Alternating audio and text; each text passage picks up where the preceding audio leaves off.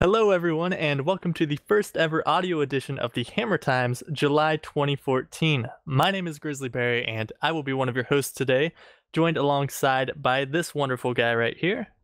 Hello, I am Rubbish Username, and apologies for this month's episode being a little bit late, so we will just jump straight into it with the 72-hour summer mapping contest. Grizzly, go. So, the 72-hour mapping contest ran from June 27th to the 30th. That's 72 hours where all of the participants had to complete a map. And the theme this year was the War of the Worlds. So, Rubbish, you go ahead and announce the winners for us. So, if you would do a silent drum roll for me, please, audience. We have in third place Alex76 with the intelligently named CP_Alex76. In second place was MLJ with CTF Red Planet.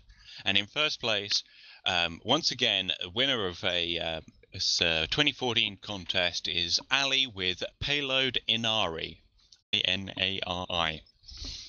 And so, yeah, Grizzly, I think we had some great maps. There's tons of submissions to this this time's biannual summer mapping contest, and I think a lot of these winners really deserve to win. Yeah, I mean, there were a lot of maps. I think we had over 30 entries altogether, and I really enjoyed playing a bunch of the different maps, but these three were the ones that everybody voted in, and we actually had a three-way tie, which was the first time that has ever happened.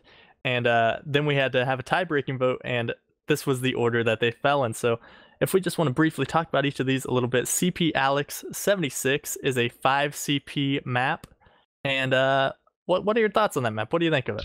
It was a real nice map, using lots of elements from traditional 5CP maps. It featured this great big alien spaceship in the center above the middle point, which is tying into the theme of War of the Worlds. This is one of the models that is used in, well, we'll talk about it in a moment now with the major mapping contest that's coming up. But yeah, CP Alex, very good map. It didn't have a spire on second point, which is revolutionary in the field of 5CP. But overall, it's a great showing from a guy who's in the community for just over a year now, I think. Yeah, and the thing about all these maps is, like, none of them were really detailed to a very full extent. They were all very dev textured, and well, CTF Red Planet, we'll talk about that in a bit, actually did have quite a bit of textures going on, but I think that's something to emphasize with the 72-hour contest. You don't have a lot of time, so it's really nice to, get a good map out of it gameplay-wise, and I think all three of these maps really did a good job of that, including the map we're talking about now, CP Alex. A little bit smaller than traditional 5CP maps, but I really do like the way this map played. Yeah, it's excellent. All right, and in second place was a map called CTF Red Planet, and as Grizzly said, this was little detailed, and goodness, it was absolutely exquisite, and it's incredible what MLJ managed to do in just 72 hours, not only making a map with what's it's called CTS, it's more like a custom game mode, and then including some excellent lighting and some great displacement work in the tunnels around the site. So what is Red Planet about? Well, it's a map where the two teams, red and blue, are fighting in this spacey type environment, and they have to take an intelligence which spawns in the center to the other team's base, and then the 3-minute timer starts running down, and the only way that the defending team can reverse the timer is by taking the intelligence from their base back to the other team's base. So it's a lot of push and pull. It's great, with large 12-man teams where you've got defending and attacking, but it's also great even on servers where you've got 6 or less people on each side. So it's a great map, not just for making it in 72 hours, but even overall. Yeah, I'd agree with that. And one thing I'd like to point out that you said, it's a great map for 12v12 or 6v6. And the map is a little bit smaller than the normal map, but I think that really plays more in its favor than against it. For this game mode, it seems like it's really fast paced.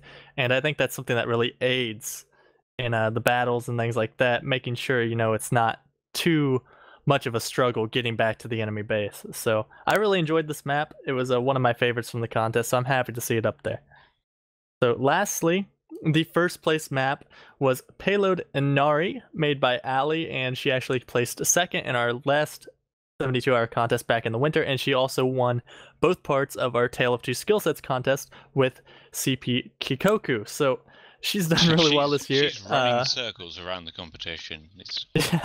Yeah, she's done really well. And this map is a one-stage payload map, and it has sort of a granary theme, is what she's going with a little bit here, and it's really interesting. I really enjoyed playing this map. What do you think about it? Well, it's not just a granary theme, because I mean the 72-hour summer mapping contest theme was War of the Worlds, and what Ali's taken inspiration from is crop circles and the kind of, deep south aliens arrival, damn aliens get off my lawn kind of vibe going on there. So she's got the alien technology that the bomb's being sent to blow up, and she's got the cornfields either side of the map, and it really gets across the theme, even though like all of the buildings are in dev textures, and even though it's just the bare bones, you can really feel the whole Encounters of the Third Kind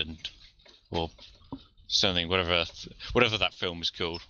And one thing to note is that it already features one of the props from the Face Punch vehicles modeling contest that happened just a few months ago. It's got a nice little combine harvestery thing off to the side, so be sure to look out for that. And yeah, it's another great map. I don't know what the name means, but maybe it's alien for cornfield or something. I think it's Japanese. Oh. She does a lot of Japanese names. But what you're saying there, it kind of ties in with our next topic here. You mentioned some of these spaceship models in these maps, and that kind of ties into the 11th major mapping contest, which is Mercs versus Aliens. And like I said, it's the 11th major contest, the second one this year. And the deadline for that is November 10th of this year, so there's still quite a bit of time left. If you haven't started a map for that, you still have plenty of time to get around and start going on that. So yeah, the other thing you need to know about this contest is, unlike many of the contests in the past, some modelers have agreed to help out, create some models to help you make your alien theme map. So we've already started to see some of that. We've got a few placeholder models for motherships and there's little alien fighters and stuff like that, flying UFOs. And on that note, this contest, for the prizes, $500 have been donated each by Ronin and Bang, who you may remember from the Steam Workshop modelers, and that's going to go towards the prize pool, which also contains all sorts of goodies from the TF2 maps, usual prize pool. And I have to admit, I'm super excited for this contest. I can't wait to see what people come out with. It's a real difficult theme when you start thinking about it, especially because of the fact that we don't have many props yet to really put into our maps. But I think the end results, by the time we get to November 10th, we're going to see some really interesting maps here, Grizzly. Yeah, I'm really looking forward to that, seeing some of these 72-hour maps being developed even further as well, because those are also eligible to be included in the contest. So hopefully we start seeing a few more models popping up, maybe some textures, things like that. I'd really love to see that sort of thing. And like we said, plenty of time left to enter if you haven't started a map yet. So don't worry. I mean, you've got all sorts of time. So next thing on our list here, if you would like to introduce that. Certainly. The next thing we have here is heatmaps.tf. That is a website. It's under development by Geit, and what it is a heat maps site where the maps tested on the TF2 map servers, both the EU and the America one, are converted into heat maps, so you can see the locations of all the deaths and kills and filters for the various classes on your map the moment after your test is over, your impromptu or game day is over, and that's going to be really awesome to see. Yeah, and also worth mentioning, not only is it running on the US and EU servers, also Critscast, I believe, has it up on a couple of their more popular servers. So we appreciate all of that going on, because what you really need is a lot of data coming into this to really, see everything. So it's really important to get a lot of people playing, which is something else that has been happening. We had one marathon test, and that's something that people on the website have talked about doing in the future, running one map for a long period of time just to get a ton of data for this one map, and that's really helpful for the developer. Oh yeah, so that's something. absolutely. Yeah, go ahead. Viewing the heatmaps.tf information on your own map, it's great when it's got like 600 or so deaths on it, and you start to see little bits of information when you fiddle around with the sliders and all the other cool stuff that Geit's implemented. But it really starts to get detailed and useful once you go towards like 1,000, 2,000, 3,000 deaths, and that's the sort of thing that we'll be able to achieve with more marathon testing. And talking about giving feedback and testing, there's been a few public discussions going on set up by Frozen, and the first one we'll want to talk about today is on the feedback quality and quality of testing for the TF2 map servers. Yeah, so I think this is great, always bringing these sorts of issues out to the community, seeing what everybody thinks, everybody's opinions, and I really like this open environment that we're trying to create here. It's really nice, connect between the staff and the members, kind of make it more of a one community instead of the admins kind of having control over everything, like a dictatorship. But it's really great having these kinds of discussions, and it's talking about feedback quality, which is one thing that we really want when we run these tests and these impromptu tests is, that the reason we do that on the website is to help the map maker, give them feedback so they know what to change in their next version. And sometimes, we don't always get the feedback that we need to improve our maps in the way that we would like. So, there have been a few discussions on how we can improve the quality of feedback given. And not only that, but the quality of the tests. So making sure, that people are, actually playing the map, paying more attention to things around them, because these are map tests. Well, yeah, certainly it's the case, and I recommend everyone jumps straight into the discussion and also checks out the thread on map showcase submissions, because once you've gone through the rigorous ordeal of testing your map, and then you've gone through the rigorous ordeal of detailing it and bringing it up to release candidate, what you'd really like to do is show it off to the rest of the world, and that's what the map showcase has always been about. So it's just a pity that over the past year or 2 years, it's started to slow down the number of maps being put into the showcase. And what the admins would love to be able to do is, revitalize the section, make more people aware of the map showcase, and make more people, have a greater intake of maps into the showcase, because they really want the your quality map submissions, but they've just been too busy to update the showcase in the past. So this is the second public discussion for people to talk about, is how the admins can find out which maps deserve to be in the map showcase, which maps show excellent signs of beautiful detailing, beautiful great gameplay, the kind of real Valve quality maps, custom maps that server owners can just turn up to the TF2 Maps website and just go, I'm looking for some custom maps, I'll take these guys, thank you very much. Yeah, because that's something that a lot of people do. They ask, where can we find custom maps? Where can we find the maps that people will want to play? And I think that's kind of what we want to do with the showcase, is really show off the best maps that tf2maps.net has to offer. And I think this is a great way to do it. They're just trying to figure out how to implement it, how to figure out which maps to put in the showcase. So if you guys have any opinions on that, they would love to hear that in that discussion on the forums. So head on over there and check that out if you haven't already.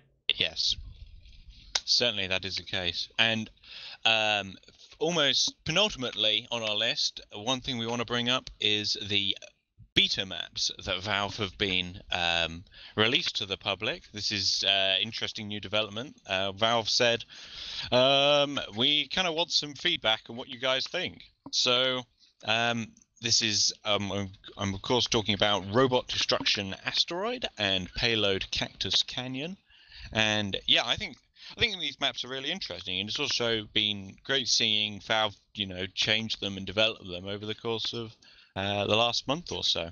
Yeah, they've been through several iterations already. They are getting massive amounts of data and feedback from the community, and they've gone through, like I said, several different versions, and there have been some minor changes, and then there have been some pretty big changes. So it's interesting to see all the different things that have taken place with these maps. And I think one thing that all of us here are hoping for is that maybe community maps will be implemented in this sort of way where we can get this mass feedback from the community, because that's something that we are lacking a little bit, is just numbers. We don't have the huge pool of information to pull from that the Valve team does.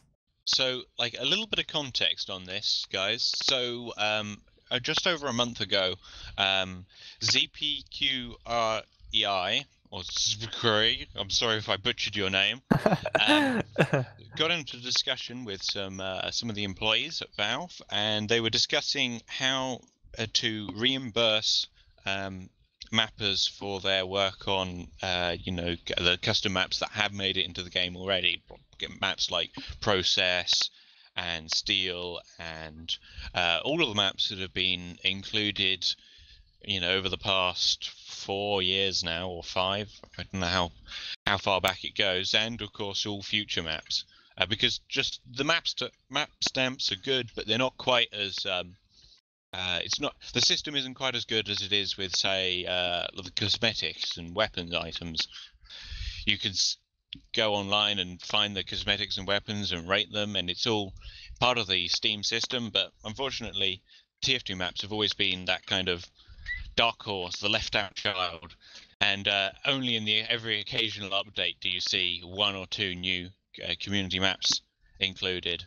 And Valve wants to help us change that. So we were in discussion on the TF2 map server forums, and lo and behold, just a few weeks later, they introduced this beta maps scheme, with the new maps. So I can't help but feel that maybe we're about to see a bit of a change coming over the next few months, maybe next half a year. Maybe they'll be talking to some popular mappers and getting some more beta maps into the public eye that maybe aren't created by Valve. And I think they'll be awesome. Yeah, and I think that's something we are all hoping for and looking forward to seeing those developments come through in the future. And that kind of leads us into our next segment of our own, which is something we're going to be calling Map of the Month, which is going to be where we kind of select a map that has really gone through, some changes, and it's really coming along. And I think the map that we have decided for on this month is King of the Hill Maple Ridge, which is a collaboration between Barry and Theo. Theo's doing the art pass and Barry did the layout, and it's an autumn-themed map. It's really nice. It's coming along really well. Yeah, it's interesting. You don't see that many autumn-themed maps. I mean, you may be thinking to yourself, what's an autumn-themed map? And really, the only one is, in fact, Goth Harvest, and this King of the Hill map, well, in my opinion, I'd say it's better than Harvest. Harvest has some, some issues of its own, but Maple Ridge, just about perfect. And seeing the pictures on the thread that Theo's been working on the detailing for Beta 4 is, well, they're just beautiful. There's some great pictures. It really, really does the theme justice. Yeah, it's not so much of the harvest theme as it is, an autumn theme altogether. It brings in a few different elements, and although there is a little bit of harvest here and there, you can really tell that it is a different map and more of a continuation on the theme than anything else. So we encourage you all to check that map out. It's coming along really well. Hopefully, it'll be finished soon. It's like Rubbishi said, it's in beta right now. Beta 4 is the latest version, so I'm really looking forward to seeing how that map turns out. All right. All right. So we've just about run out of things to talk about. So thank you very much for listening. Yeah, we really appreciate it. There will be a bunch of links in the description below to the forums talking about all of these different topics that we have discussed. If you'd like to go check out the threads on the forum, we would encourage you to do that. And that's all we really have for you today. So we'd like to thank you all for listening, and hopefully you will tune in next month for the next edition. So thank you all so much, and we will see you next month. Thank you. Bye-bye.